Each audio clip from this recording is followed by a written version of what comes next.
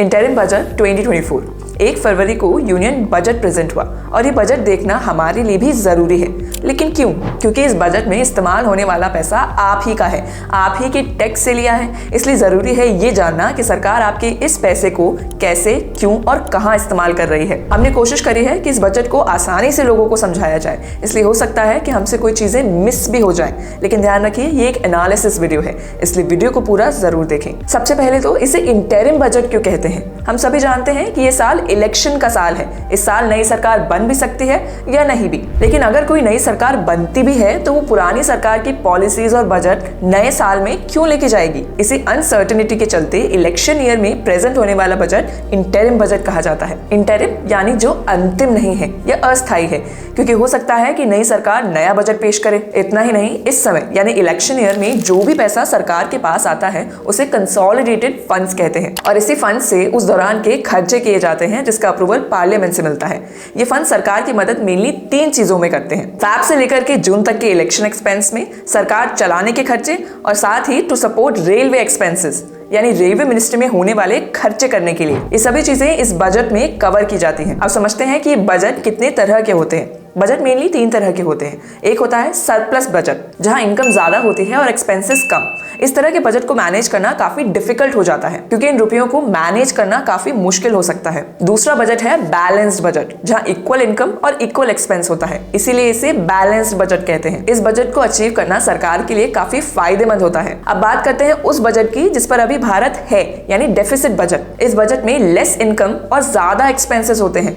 अरे पर ऐसा कैसे हो सकता है? ऐसा इसलिए होता है क्योंकि हमारे ऊपर काफी लोन्स चल रहे हैं। जैसे अगर हम बात करें लास्ट ईयर के एक्सपेंस की, तो हमारा एक्सपेंस था 44 लाख करोड़ रुपीस, जहां हमारी इनकम हुई 19 लाख करोड़। अब बचे हुए पैसे कहां से आए? बचे हुए पैसे हमने लोन से उठाए, इसीलिए इंडिया का बजट डेफिसिट बजट या फिस्कल बजट है। हालांकि हमारी सरकार इस फिस्कल बजट को कम करने में लगी हुई है, जहां इस रेशियो को फाइनेंशियल ईयर 2024 में 5.9 से 5.8 तक ले आने में सरकार सक्षम रही। वहीं फाइनेंशियल ईयर 2025 में इस रेशियो को 5.1 तक पहुंचाने का प्रयास है। चलिए बात करते हैं सबसे इंपॉर्टेंट चीज की कि हमारा पैसा कहां खर्च हो रहा है। हमारा पैसा अलग अलग मिनिस्ट्री में बांटा जाता है उनकी फंक्शनिंग के लिए। इस लिस्ट में सबसे पहली मिनिस्ट्री है मिनिस्ट्री ऑफ फाइनेंस। इस मिनिस्ट्री को बाकी सभी मिनिस्ट्री से ज्यादा पैसे मिलते हैं, लगभग 18,50,228 करोड़।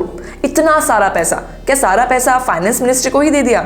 नहीं, ऐसा नहीं है। इस मिनिस्ट्री को सरकार पर चल रहे लोन्स भी तो चुकाने हैं और लोन्स चुकाना हमारे बजट का सबसे बड़ा हिस्सा होता है। इस लिस्ट में दूसरी मिनिस्ट्री है डिफेंस मिनिस्ट्री। इस मिनिस्ट्री को 6,21,540 करोड़ रुपीस मिले हैं ताकि इंडियन आर्मी को स्टैंडर्डाइज्ड वेपन और आर्मी सोल्जर्स को अच्छी पॉलिसीज दी जाए। तीसरी है मिनिस्ट्री ऑफ रोड ट्रांसपोर्ट। इस मिनिस्ट्री को 2,78,000 करोड़ रुपीस मिले हैं ताकि हमारे देश की रोड सेफ्टी और रूट मैनेजमेंट में सुधार किया जा सके। चौथी मिनिस्ट्री है मिनिस्ट्री ऑफ रेलवेज। इस मिनिस्ट्री को 2,55,393 करोड़ रुपीस मिले हैं ताकि इंडियन रेलवे के हालातों में सुधार किया जाए और देखा जाए तो ये जरूरी भी है। इतना ही नहीं, इस बजट के तहत सरकार का एम है कि 40,000 रेलवे बोगियों को वंदे भारत जैसा स्टैंडर्डाइज किया जा सके। और पांचवी है मिनिस्ट्री ऑफ कंज्यूमर अफेयर्स। इस मिनिस्ट्री को 2,13,323 करोड़ रुपीस मिले हैं। ये फंड्स गरीबों की राशन स्कीम को और बेहतर करने के लिए दिए गए हैं। ये तो वो अमाउंट था जो हर मिनिस्ट्री को इस बजट में मिला है।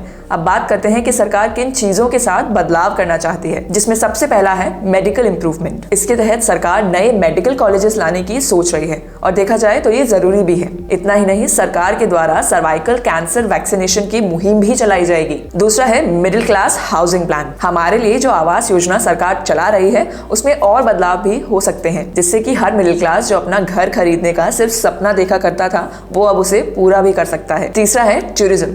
इंडिया की टूरिज्म में बदलाव लाकर सरकार देश की मुख्य मॉन्यूमेंट्स को प्रिजर्व करके देश की सभ्यता को बरकरार रखना चाहती है। चौथा है रेलवे इंप्रूवमेंट। जैसा कि मैंने बताया कि रेलवे में इस बजट में 40,000 रेलवे बोगियों को वंदे भारत जैसा स्टैंडर्डाइज्ड किया जाएगा। इससे न सिर्फ पैसेंजर की सेफ्टी एनहांस होगी बल्कि कन्वीनियंस और कंफर्ट भी बढ़ेगा। पांचवा है इंफ्रास्ट्रक्चरल डेवलपमेंट। इंफ्रास्ट्रक्चर डेवलपमेंट में सरकार ने 11.11 लाख करोड़ के फंड्स दिए हैं। हैं ताकि हमारे यहाँ टूरिस्ट डेस्टिनेशन में आउटर इंफ्रास्ट्रक्चरल एडवांसमेंट किए जा सके। इन एडवांसमेंट से देश का इंफ्रास्ट्रक्चरल आउटलेट भी सुधर जाएगा। छठा है sea food exports from India. अगर इंडिया से सी फूड एक्सपोर्ट बढ़ेगा तो उससे एक्वाकल्चर प्रोडक्टिविटी भी बढ़ेगी, जो कि 3 टन पर हेक्टेयर से बढ़कर 5 टन पर हेक्टेयर तक चली जाएगी, जो कि 5.5 मिलियन एम्प्लॉयमेंट अपॉर्चुनिटीज जनरेट करेगी। सातवां है रूरल हेल्थ केयर। इस बजट के साथ आयुष्मान भारत स्कीम आशा और आंगनवाड़ी वर्कर्स के लिए भी लागू की जाएंगी। साथ ही लखपति दीदी जैसी स्कीम्स को भी एक्सपेंड किया जाएगा, जिससे सीधा